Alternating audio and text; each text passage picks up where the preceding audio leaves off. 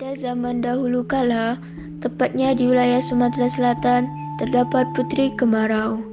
Nama asli putri tersebut adalah Putri Jelitani. Dia disebut Putri Kemarau karena lahir pada musim kemarau. Sayangnya, ibundanya sudah meninggal dunia, sehingga dia menjadi putri sematawayang sang raja. Raja tersebut adalah raja yang bijaksana. Negeri yang dipimpinnya begitu tentram dan makmur. Namun pada suatu ketika, negeri tersebut dilanda musim kemarau yang begitu panjang.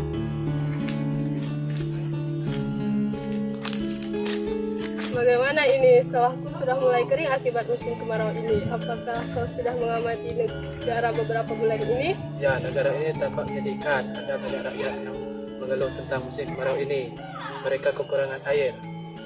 Apakah kau tidak berpikir sebaiknya kita menghadap raja saja agar beliau menangani masalah ini? Aku setuju, ayo kita ke istana.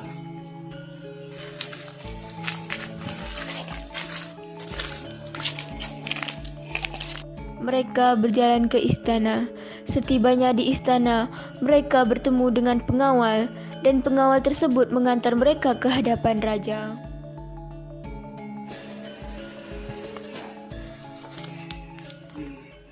Ada perihal apa kalian datang kemari? Mohon maaf Baginda atas kedatangan kami. Kami kemari ialah untuk memohon bantuan agar Baginda dapat menanggulangi masalah yang tengah melanda negeri ini. Baiklah, sebenarnya saya juga memikirkan tentang masalah kemarau ini. Siang ini, saya sudah mengundang para peramal untuk datang ke istana dengan tujuan untuk menemukan masalah kemarau ini. Baiklah Baginda, kami menunggu kabar baik dari Paduka. Kalau begitu, kami mohon diri.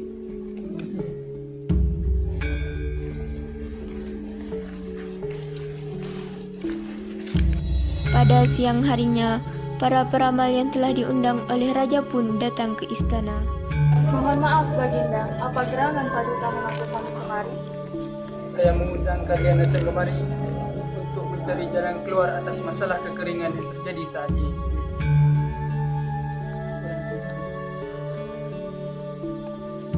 Maaf Baginda, kami tidak dapat menemukan solusi atas masalah ini. Lalu, siapakah yang bisa mengatasi masalah ini? Alangkah kasihannya rakyat di negeriku. Mereka begitu menderita. Maaf keterbatasan kami, Baginda. Baiklah, kalian boleh kembali. Baiklah Baginda, kami akan mengundurkan diri. Para peramal meninggalkan kerajaan. Sementara itu, raja dan para pengawal berkumpul di ruang pertemuan. Aku begitu merasa bersalah kepada rakyatku. Aku tidak mampu mengatasi penderitaan mereka. Ampun Baginda, hamba telah mendengar bahwa ada seorang peramal yang amat sakti yang jauh dari kerajaan ini dan berada di tempat yang terpencil. Benarkah? Aku harap dia dapat menemukan solusi atas penderitaan ini. Segera siapkan kereta, aku akan menuju ke desa tersebut. Baiklah Baginda.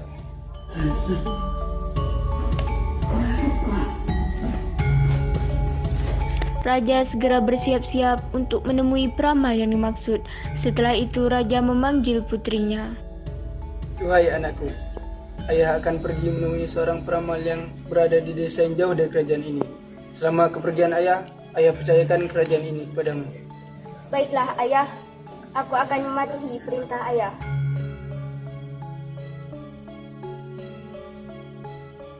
Raja pun segera berangkat dan meninggalkan kerajaan. Setelah beberapa lama, raja pun tiba di kediaman peramal yang dituju. Setelah mengetuk pintu, beberapa kali peramal itu membuka pintunya.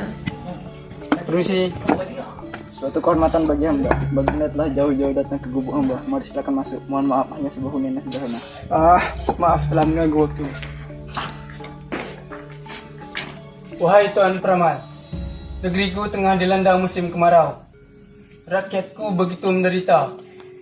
Aku tidak mempunyai jalan keluar atas masalah ini.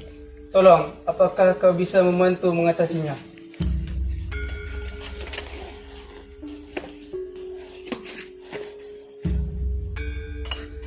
Baginda, ada petunjuk yang akan membawa masalah keluar dari mimpi sang putri. Baiklah Tuan Peramal, aku akan menanyakannya kepada putriku. Terima kasih telah membantu. Terima kasih kembali, Baginda. Baiklah, kalau begitu saya pamit. Sang raja pun meninggal rumah peramal.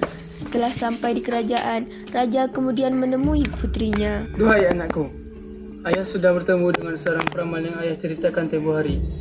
Dia mengatakan bahwa petunjuk atas jalan keluar masalah ini berada dalam mimpimu. Tidakkah kau bermimpi mengenai hal tersebut? Mohon maaf ayah, aku belum mengalami mimpi tersebut. Alangkah baiknya masalah kekeringan ini kita serahkan kepada Tuhan. Benarlah perkataanmu, wahai putriku. Maafkan ayah. Ayah sudah sadar dengan apa yang seharusnya ayah lakukan. Malam pun tiba, sang putri tertidur di kamar pribadinya.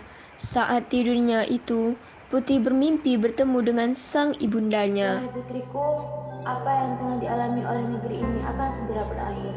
Apabila ada seorang putri yang berkorban untuk menyuburkan diri ke sungai. Putri segera terbangun dari tidurnya. Raja juga masuk ke kamar Putri Kemarau untuk menenangkannya. Ayah, aku mendapatkan mimpi. Dalam mimpi tersebut aku bertemu dengan ibunda.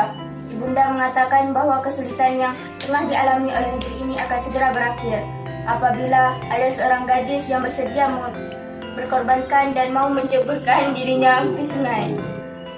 Bila memang begitu, mari kita berikan pengumuman kepada rakyat tentang hal ini. Ayah juga akan mengadakan sayembara untuk menemukan gadis yang rela berkorban untuk kerajaan ini.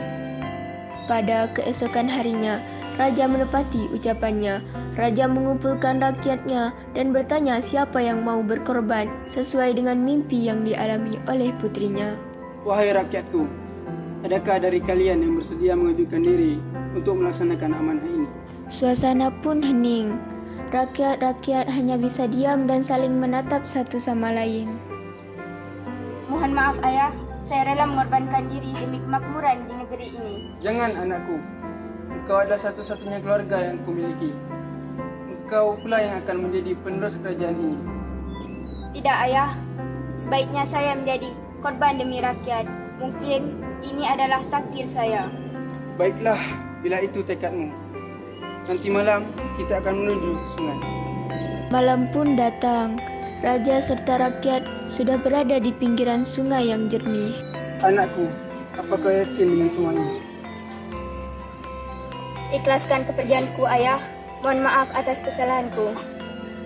Putri pun berjalan dan menerjunkan dirinya ke sungai. Raja pun bersedih, lalu ia meminta rakyatnya agar segera kembali ke rumah masing-masing. Setibanya di istana, Raja pun duduk di teras istana. Kala itu, Raja mendengar sebuah suara gaib. Pergilah ke tepi laut dan temui putrimu. Raja tersadar dan bergegas mencari rakyatnya kembali.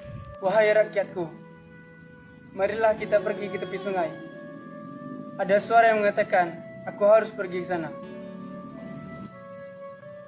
Raja dan rakyat pun kembali menuju ke sungai itu, dan mereka menemukan putri di sana. Terima kasih Tuhan, kau telah mengembalikan putriku.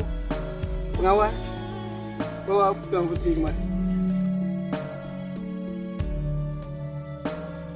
Raja sangat bersukacita dan rombongan itu pun kembali ke istana. Masalah sudah terselesaikan dan beberapa tahun kemudian Putri Kemarau menjadi ratu menggantikan ayahnya. Ia memerintah dengan bijaksana sehingga rakyatnya bisa hidup dengan tentram dan makmur.